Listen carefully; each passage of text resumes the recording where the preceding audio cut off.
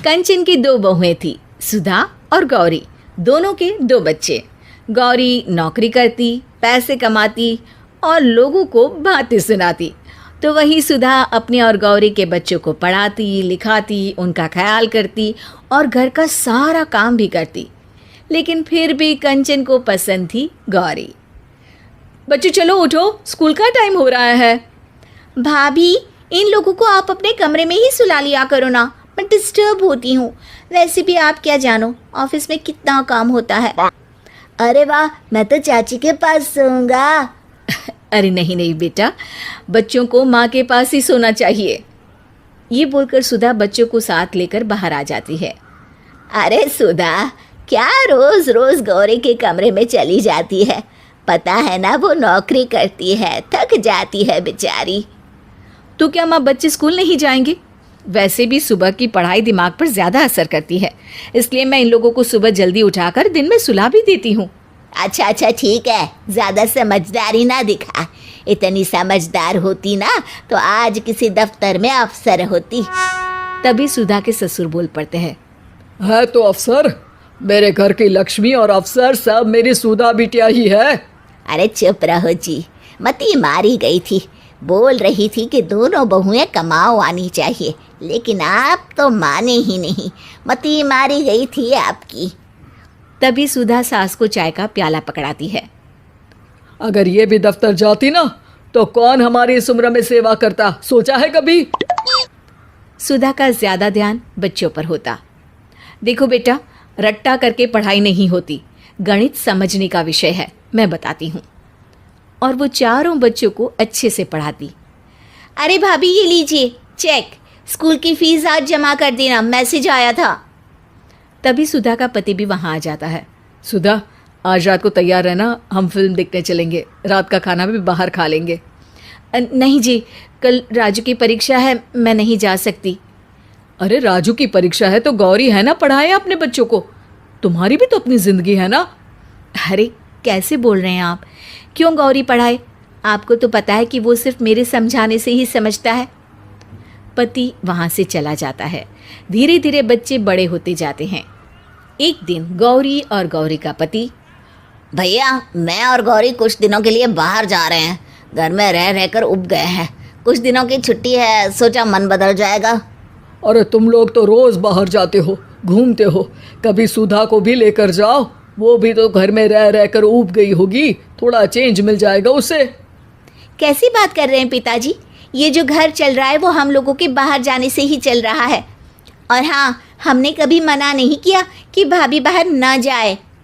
अरे बाबूजी कहाँ, समय ही कहाँ है। बच्चे छोटे थे तब तो सोच भी सकती थी, अब तो बड़े हो गए हैं, जिम्मेदारियां भी बढ़ गई है, मैं नहीं जा सकती।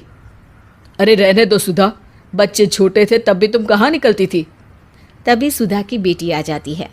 माँ, आपके लिए खुशखबरी है, मैंने डॉक्टरी की परीक्षा पास कर ली है। अब आपकी बेटी जल्दी डॉक्टर बन जाएगी। ओह, मैं कितना खुश नसीब हूँ, मैं एक डॉक्टर का पिता कहलाऊंगा। और मैं डॉक्टर का चाचा। अरे आज तो अपने राजू की इंजीनियरिंग का रिजल्ट भी आने वाला था ना? आज नहीं, कल है गौरी, और उसके लिए कल तुम लोगों को कॉलेज भी बुलाया है। ओह, कल तो मेरी मीटिंग है, मैं नहीं जा सकती।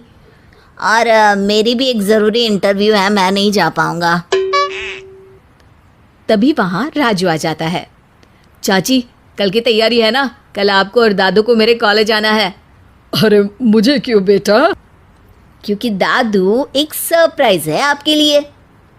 क्यों, फेल हो गया है क्या भाई तू?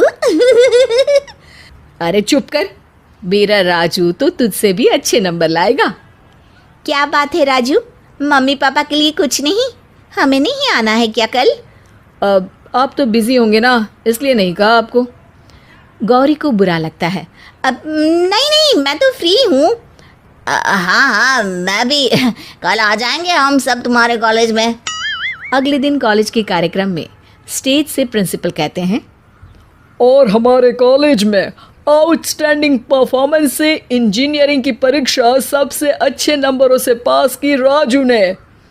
राजू, स्टेज पर आकर अपना पुरस्कार लो और 2 शब्द बोलो। राजू स्टेज पर जाता है और माइक पर कहता है, मैं आज स्टेज पर बुलाना चाहूँगा उनको जिसके कारण मैं आज इस मकाम तक पहुँचा हूँ। मैं आज जो कुछ भी हूँ वो हूँ मेरी सबसे प्यारी। गौरी को लगता है कि उसका बेटा अब उसे स्टेज पर बुलाएगा। वो खड़ी हो जाती है। वो है मेरी सबसे प्यारी प्यारी प्यारी प्यारी सी चाची के कारण। मैं चाहूँगा कि मेरा ये पुरस्कार मेरे चाची के हाथों से मुझे मिले। गौरी का मुंह उतर जाता है। सब लोग घर वापस लौटते हैं। वाह, ये तो वही बात हो गई कि खाद कोई और डाले, फसल कोई और खाए। मेरे बेटे ने मुझसे तो पूछा ही नहीं, कमाई धमाई तो सब धरी की धरी रह गई। मैं राजू से बात करूंगी गौरी, तुम परेशान ना हो।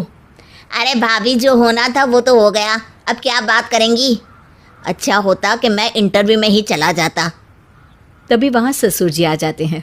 अरे बेटा, कमाई सिर्फ पैसों की ही नहीं बल्कि असली कमाई तो आपके संस्कारों की होती है, जो सुधा बहू ने कमाया। बच्चों के लिए दिया उसका त्याग और बलिदान, तो रंग तो आना ही था एक दिन। ऐसी और कार्टून वीडियो के लिए लाइक और सब्सक्राइब करें और बेल आइकन को ऑल पर करना ना भूलें।